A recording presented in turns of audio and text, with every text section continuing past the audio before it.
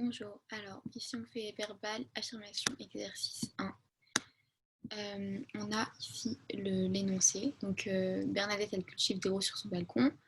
Les roses elles commencent à faner, elle augmente l'arrosage des fleurs. Et 2 semaines plus tard, les roses elles retrouvent leur vive couleur. Elle déduit alors que les fleurs de roses ont besoin d'une grande quantité d'eau.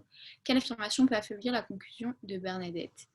Ici, en fait, qu'est-ce qui peut affaiblir la conclusion de Bernadette, même sans lire les réponses? C'est soit quelque chose qu'elle a fait et qui peut aussi expliquer pourquoi les roses ont commencé à, à retrouver leur couleur, soit quelque chose qui montre que les fleurs, elles n'ont pas vraiment besoin d'eau, que c'est autre chose qui a influé ou quoi.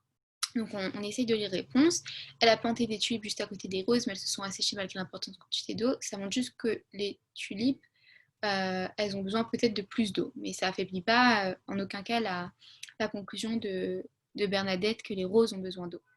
Le même jour que Bernadette a augmenté la quantité d'eau, elle a déplacé ses fleurs dans un coin ensoleillé. Donc là, ici, on a une deuxième raison. Ça se trouve, c'est à cause du soleil, parce qu'elle les a déplacées au soleil, que les fleurs, elles ont commencé à retrouver leur couleur.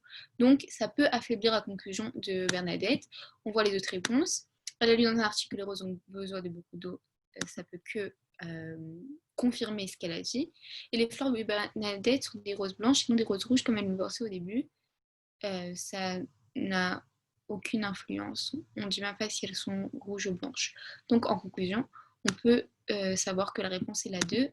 Le fait qu'elle les ait mis au soleil, ça affaiblit la conclusion que c'est grâce à l'eau qu'elles ont retrouvé leur couleur. Donc elles n'ont pas forcément besoin d'une grande quantité d'eau.